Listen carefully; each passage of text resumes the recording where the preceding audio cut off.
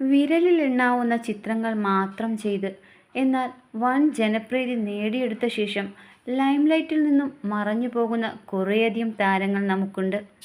അങ്ങനെ ലൈംലൈറ്റിൽ നിന്നും മാറിയ ഒരു നടിയാണ് മോഹൻലാൽ ചിത്രമായ ഹെലോ സിനിമയിലൂടെ മലയാളികൾക്ക് പ്രിയങ്കരിയായ പാർവതി മിൽട്ടൺ. ഇന്നും ഈ സിനിമയിലെ ഗാനങ്ങൾ പ്രേക്ഷകരുടെ മനസ്സിലുണ്ട്. ഇന്ത്യൻ വംശജയായ പാർവതി മോഡലിംഗിൽ നിന്നുമാണ് സിനിമാ ലോകത്തേക്ക് എത്തിയത്. 2005 വെണ്ണല എന്ന തെലുങ്കു ചിത്രത്തിലൂടെയായിരുന്നു തുടക്കം. മലയാളത്തിൽ ഹലോയിൽ നായികയായതോടെ ജനപ്രീതി കൂടി. പിന്നീട് ഫ്ലാഷ് എന്ന മലയാള ചിത്രത്തിൽ അതിഥി വേഷത്തിലും നടി അഭിനയിച്ചു. കൂടുതലും തെലുങ്കു സിനിമകളിലാണ് പാർവതി അഭിനയിച്ചത്. പാർവതിയുടെ പുതിയ ഫോട്ടോകളാണ് ഇപ്പോൾ ശ്രദ്ധ നേടുന്നത്.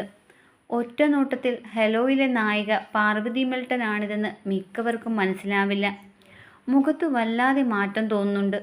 മോഡലിംഗിലാണ് പാർവതി ഇന്ന് ശ്രദ്ധ നൽകുന്നത്.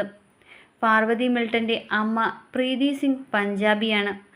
അച്ഛൻ സാം മിൽട്ടൺ ജർമ്മൻകാരനും. സാൻ ഫ്രാൻസിസ്കോയിലാണ് പാർവതി ജനിച്ചതും വളർന്നതും. ആദ്യ ചിത്രം ഹിറ്റായതോടെ പാർവതി മിൽട്ടനെ തേടി നിരവധി അവസരങ്ങളെത്തി.